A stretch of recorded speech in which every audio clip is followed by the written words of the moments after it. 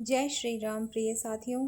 कल हमने बात की थी अपने तार सप्तक की भूमिका और कोई थोड़ी सी प्रयोगाद के बारे में। उससे पहले मैंने आपको बताया था तार सप्तक के कवि ट्रिक से रटवा दिए थे।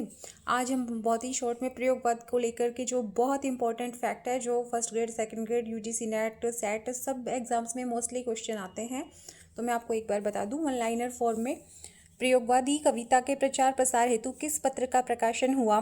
प्रयोगवादी आंदोलन के प्रचार प्रसार हेतु किस पत्र का प्रकाशन हुआ?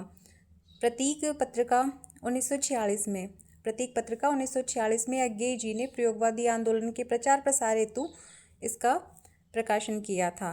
कौन से पत्र का? प्रतीक पत्र के माध्यम से प्रयोगवादी आंदोलन का प्रचार प्रसार हुआ था। कब किसने प्रकाशित किया? अज्ञेय जी ने 1946 में। नेक्स्ट देखिए, प्रयोगवाद ने दूसरा सप्तक 1951 में के प्रकाशन के बाद किसका रूप धारण कर लिया?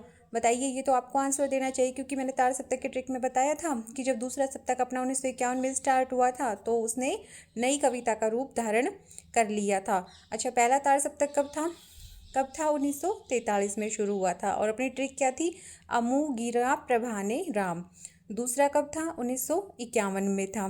डॉक्टर एस एस बी है ना, या फिर बहादुर नरेश रघुवीर ने हरिधर्म के लिए शकुंत को भवन दिया। तीसरा सप्तक 1959 में था।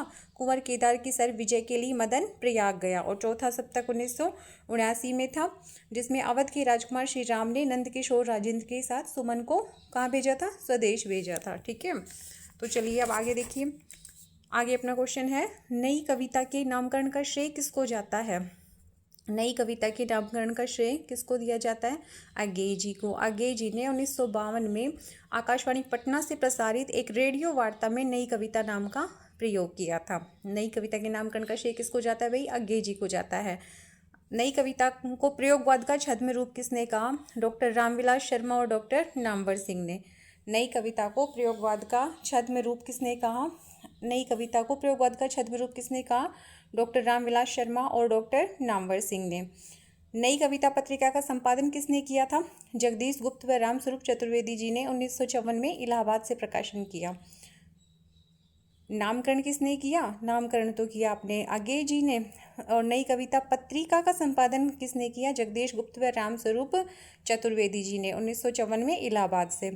नेक्स्ट क्वेश्चन देखिए, नई कविता को प्रगतिवाद व प्रयोगवाद दो अतिवादी छोरों को मिलाने वाली कल्पना किसने कहा?